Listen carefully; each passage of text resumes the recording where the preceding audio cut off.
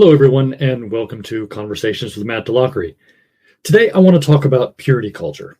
Now, for those of y'all who know what this is, you're already familiar with a lot of the issues and the problems behind it, and there's all sorts of videos out there and comments on it. You can deal with any of the specific issues. Today, I want to get into the more foundational issue behind that. And for those of you who don't know what this is the idea in certain Christian denominations and circles that basically your primary focus as a Christian is to keep yourself pure or unspotted from the things of the world. This is generally meant in the sexual sense and directed at young people, but there's a lot of other applications to it. And it's a wider mindset.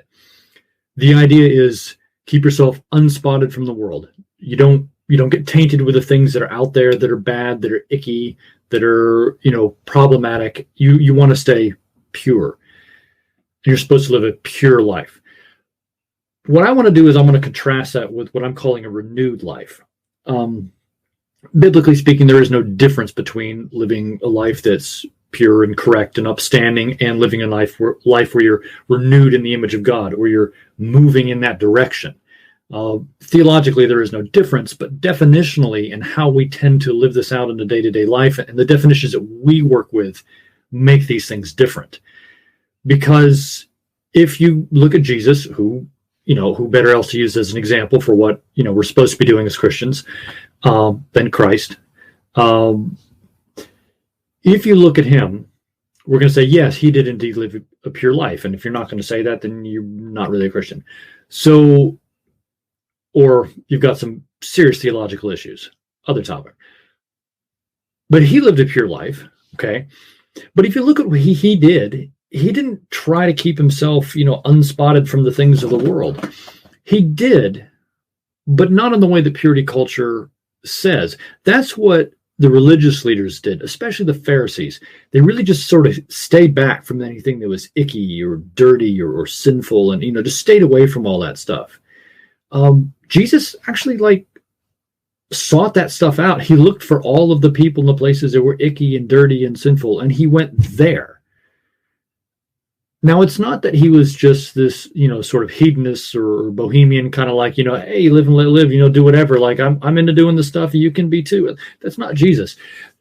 Where the purity aspect comes in for him is that when he touched somebody who was unclean, they became clean. Normally, it goes the other way around. If you touch someone who's unclean, you become unclean too. But you watch all of his healings. One of the big ideas behind this is that he was so pure that when he touched something that was impure, it became pure rather than defiling him. That's purity. It's not staying away from everything as the religious leaders that he was constantly opposing, or they were constantly opposing him. It went both ways. It's not like they were doing. That's being a Pharisee, staying away from everything that's dirty and icky. It's seeking out the things that are dirty and icky and then making them better by being you, by being someone who looks like Jesus. And that's what real purity is supposed to look like. Not avoiding bad, seeking it out and transforming it. And I think that's something that we need to change in our thinking. That's a better way to live. Seek out the things that are broken. Seek out the things that are icky and messy and nobody wants to get their hands dirty with. And then if you're somebody who's following God and doing what's supposed to be done and doing right, you will transform those messy, dirty, icky things. They won't transform you. And that's what true purity is all about.